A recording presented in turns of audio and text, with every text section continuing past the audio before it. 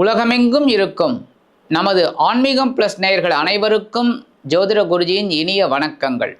இந்த அருமையான காணொளியில் நம்ம பார்க்க போகிறது சூரிய பகவானின் அற்புதமான பெயர்ச்சி, அதாவது நகர்வு. இதுவரைக்கும் அவர் கும்பராசியில் ஜெகஜோதியாக இருந்தார். இப்போ அடுத்தது மீன ராசிக்கு வரப்போகிறார். மீன ராசியில் ஆல்ரெடி அங்கே சனீஸ்வர பகவான் இருக்கார். சனீஸ்வர பகவானோட இந்த சூரிய பகவான் சேர்றார். ஆக்சுவலாக பார்த்தீங்கன்னா சூரிய பகவானும் சனீஸ்வர பகவானும் சேரப்படாது. அதுக்காக நம்ம என்ன பண்ண முடியும்? எதுவுமே பண்ண முடியாது. அப்போ நம்ம தான் கொஞ்சம் கேர்ஃபுல்லாக இருக்கணும், அவ்வளோதான். அது கூட சில நாட்கள் தான் அந்த மாதிரி இருக்கும் வைப்ரேஷன், மற்றபடி பெரிய அளவில் இருக்காது. அந்த வகையில் மீனராசிக்கு வரக்கூடிய சூரிய பகவான் குருவோட வீட்டுக்கு தான் வரார். அதனால் பரஸ்பரம் நண்பர்கள், ஒரு நல்ல பாக்கியம் கண்டிப்பாக கிடைக்கும். ஏன்னா இந்த சூரிய பகவான் பித்ருக்காரகன். ஆக்சுவலாக எல்லா கிரகங்களும் சூரிய பகவானோட ஒளியை வாங்கின்னு தான் சஞ்சாரம் பண்ணின்னு இருக்கு, ராகு கேது தவிர. அந்த வகையில் மீனராசியில் சஞ்சாரம் பண்ணக்கூடிய இந்த சூரிய பகவான் ஒவ்வொரு ராசிக்கும் என்னென்ன பலாபலன்களை கொடுக்க போகிறார் அப்படிங்கிறத பற்றி நம்ம இப்போ தெளிவாக பார்ப்போம். இந்த பதிவுக்கு போகிறதுக்கு முன்னாடி சப்ஸ்கிரைப் பண்ண அனைத்து இணைய நெஞ்சங்களுக்கும் எங்களது நன்றிகள், வாழ்த்துக்கள், ஆசீர்வாதங்கள். சப்ஸ்கிரைப் பண்ணிக்கலையா? சப்ஸ்கிரைப் பண்ணிக்கோங்க. அதே மாதிரி சுய ஜாதகம், உங்களோட ஜாதகம் பார்க்கணுன்னா கீழே நம்பர் கொடுத்துருக்காங்க, அதில் நீங்கள் கான்டாக்ட் பண்ணுங்கள் வாட்ஸ்அப்பில். ஆக இந்த சூரிய பகவான் மீனராசியில் ஒரு மாத காலம் சஞ்சரிக்கும் நேரம் ஒவ்வொரு ராசிக்கும் என்னென்ன பலாபலன்கள், இப்போ இந்த பதிவுக்கு போகலாமா? அன்பான கடக ராசி நேர்களே, இந்த அருமையான காணொலியில் நம்ம பார்க்க போகிறது சூரிய பகவானின் அற்புதமான ஒரு பெயர்ச்சி. இந்த சூரிய பகவான் உங்களுக்கு சூப்பர் தனவாக்கு குடும்பஸ்தானாதிபதி. எப்போவுமே 2ஆம் வீட்டு அதிபதியை நம்ம வழிபாடு செய்ய செய்ய செய்ய நம்மளோட தனவரவு தாராளமாக வரும். அதே மாதிரி நம்ம எந்த நட்சத்திரத்தில் பிறந்திருக்கோமோ அதற்கு அடுத்த நட்சத்திரம் நமக்கு அற்புதமான ஒரு வாழ்க்கையை கொடுக்கக்கூடிய ஒரு நட்சத்திரம். அந்த வகையில் உங்களுக்கு தனவாக்கு குடும்பஸ்தானாதிபதி சூரிய பகவான். அவர் இது வரைக்கும் எங்கே இருந்தார் அப்படின்னு பார்த்தீங்கன்னா அஷ்டமஸ்தானம். ரொம்ப கஷ்டப்பட்டீங்க. உடல் ஆரோக்கியம் கொஞ்சம் அப்படியே ப்ளஸ் மைனஸ் அப்படி தான் போச்சு. என்ன ஒன்று, பெரிய அளவில் மருத்துவ செலவுகள் இல்லை, அது ஒன்று தான் பெரிய ஆறுதல். மற்றபடி படிக்கிற குழந்தைகளுக்கும் கொஞ்சம் சுணக்கம், ஏன் அரசியல்வாதிகளுக்கே கஷ்டம், டென்ஷன். என்னடா அது மீட்டிங் இப்படி போட்டால் அந்த மீட்டிங்க்கு அப்ரூவல் கிடைக்க மாட்டேங்கிறது, ஒரே டென்ஷன் அப்படிங்கிற மாதிரிலாம். இவ்வளோக்கும் கோடிக்கணக்கான பணம் இருக்குது, ஆனால் அப்ரூவல் கிடைக்கல அந்த மீட்டிங் போடுறதுக்கு. ஏகப்பட்ட குழப்பங்கள், தொழில் வியாபாரத்துலேயும் ஒரு சில சறுக்கல்கள், குடும்பத்தில் குழப்பம். அந்த வகையில் இந்த சூரிய பகவான் இப்போ எங்கே வரப்போகிறார் அப்படின்னு பார்த்தீங்கன்னா உங்களோட பாக்யஸ்தானம் அப்படிங்கிற 9ஆம் பாவத்துக்கு சனீஸ்வர பகவானோட சேர்றார். இப்போ தான் சனீஸ்வர பகவான் அங்கே வந்தார், கொஞ்சம் பரவாயில்ல. 9ஆம் பாவத்துக்கு வந்துட்டாலே சூரியனோட அனுகிரகம் உங்களுக்கு கிடைக்க ஆரம்பிச்சிடும். ஏன்னா 7, 8 உங்களை டென்ஷன் பண்ணியாச்சு.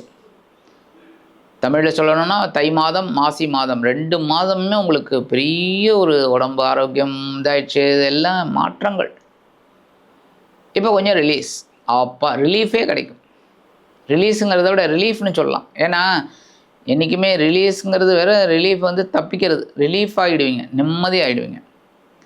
அதுமாரி குடும்பத்தில் இருந்து வந்த குழப்பங்கள் முதல்ல குறையுங்க. தனவரவு இப்போ எந்த அளவுக்கு நீங்கள் உழைக்கிறீங்களோ அந்த அளவுக்கு ஒரு தனவரவு தாராளமாக கிடைக்கும். அதுமாதிரி முக்கியமாக கணவன் மனைவி உறவு 2 மாதமாக ஏகப்பட்ட பிரச்சனைகள் குடும்பத்துக்குள்ள. நீங்கள் ஒன்று பேசினா அவங்க ஒன்று புரிஞ்சுக்கிறாங்க, அவங்க ஒன்று பேசினா நீங்கள் ஒன்று புரிஞ்சுக்கிறீங்க, சண்டை தான் ஏதாவது.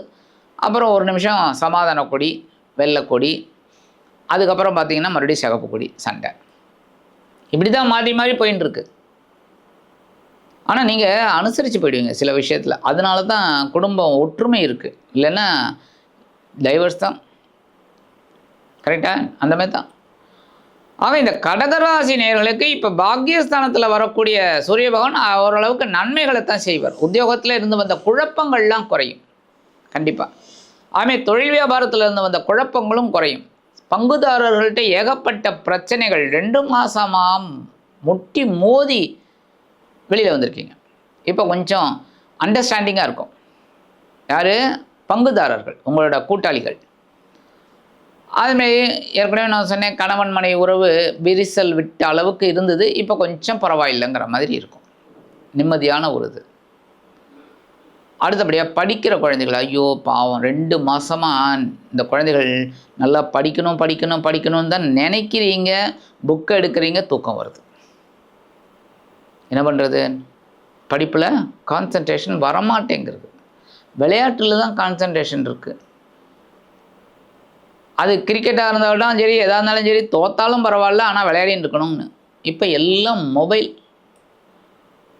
முன்னாடி சிஸ்டத்தில் உட்காந்து விளையாடி இருந்தாங்க, இப்போ மொபைல் ஆட்டோமேட்டிக்காக கைக்குள்ளே கை கடக்கம் வந்துட்டு உட்காந்து விளையாடிட்டு இருக்கீங்க. கான்சன்ட்ரேஷன் படிப்பில் இல்லை. அந்த மாதிரி குழந்தைகளுக்கெல்லாம் நல்ல கான்சன்ட்ரேஷன் கிடைக்கும், படிக்கணுங்கிற ஒரு ஆர்வம் வரும். இப்போ நல்லா படிக்கணும், நல்லா அப்போ தான் நமக்கு நல்ல மதிப்பெண் கிடைக்கும், மதிப்பெண் கிடைச்சா தான் முன்னேற முடியும் அப்படிங்கிற ஒரு தாட் அந்த குழந்தைகளுக்கு கிடைக்கும். அதேமாரி வெளியூர் வெளிநாடு போய் படிக்கணும்னு நினைக்கிற குழந்தைகள்லாம் இப்போ தான் முயற்சி எடுக்க போகிறாங்க, அந்த அளவுக்கு வரும். சரி, கடகராசியில் பார்த்திங்கன்னா அரசியல்வாதிகள் நிறைய பேர் இருப்பீங்க. கடகராசி கடக லக்னம்னாலே நிறைய பேர் இருப்பீங்க. அவங்களுக்கெல்லாம் இது வரைக்கும் அரசியலை விட்டு வெளியில் போயிடலாமாங்கிற மாதிரி இருந்தது, தேவையே இல்லை போ அப்படின்னு. இப்போ இந்த சூரிய பகவான் பாக்கியஸ்தானத்துக்கு வந்தோடனே மறுபடியும் ஒரு பிடிமானம் கிடைக்கும். யாரையாவது போய் பார்த்தா நமக்கு ஒரு இது பண்ணலாமே அப்படிங்கிற மாதிரிலாம் ஒரு நல்ல முக்கியமான ஒரு ஆளுங்களை பார்த்து கட்சியில் உயர் பதவி கிடைக்கிறதுக்கு வாய்ப்பு இருக்குது. அடுத்தபடியாக கடகராசி, அதேமாரி கடக லக்னம், கண்டிப்பாக கலைத்துறையில் இருப்பீங்க. கலைத்துறையில் இருக்கிறவங்களுக்கெல்லாம் இந்த காலகட்டம் தான் அற்புதமான ஒரு காலகட்டம். ஏன்னா சனீஸ்வர பகவான் அஷ்டமராசியை விட்டு விலகிட்டார், சூரிய பகவானும் விலகியாச்சு, எல்லாம் பாக்கியஸ்தானத்தில் இருக்காங்க. ஸோ பாக்கியங்களை கொடுக்கக்கூடிய ஒரு இடத்துல இருக்கிறதுனால நல்ல முன்னேற்றம் அவங்களுக்கெல்லாம் கிடைக்கும். அடுத்தபடியே பெண்கள்னாலே இந்த கடகராசி பெண்கள் வெள்ளந்திகள், வெள்ள மனசு.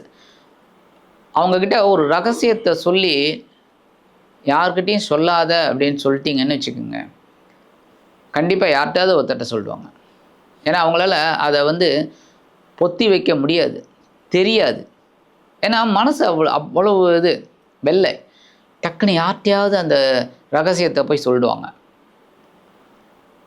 அந்த மாதிரி இருக்கிற காலகட்டத்தில் இந்த பெண்கள் கொஞ்சம் உடல் ஆரோக்கியத்துலேயும் கவனமாக இருங்க, மற்றபடி எடுக்கிற காரியங்களையும் கவனமாக இருங்க. ஓரளவுக்கு இப்போ உங்களுக்கு ஒரு நன்மைகள் கிடைக்கக்கூடிய ஒரு முன்னேற்றம் இந்த சூரிய பகவானால் கிடைக்கும்.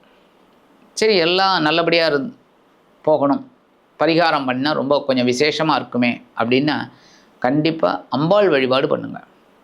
ஏன்னா உங்களுக்கு 2ஆம் பாவத்தில் கேது இருக்கார், 8ஆம் பாவத்தில் ராகு இருக்கார். ராகுவாவது பரவாயில்ல, உங்களுக்கு குருவோட பார்வை கிடைக்க போகிறது 2 மாதத்துக்கு, பிரச்சனை இல்லை.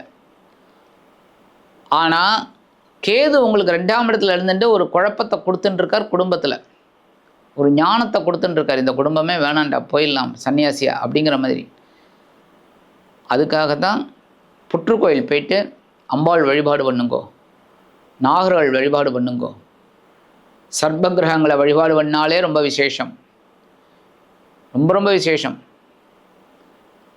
ஏன்னா கருநாகம் ராகு, செந்நாகம் கேது, நாகர் வழிபாடு பண்ணினாலே ரொம்ப அற்புதம். உங்கள் உடல் ஆரோக்கியம் நல்லபடியாக இருக்கா பாருங்கள், கண்டிப்பாக நல்லபடியாக இருக்கும்.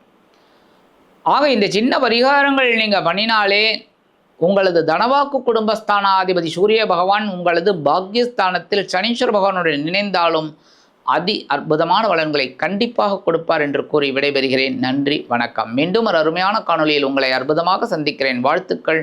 வாழ்க வளமுடன்.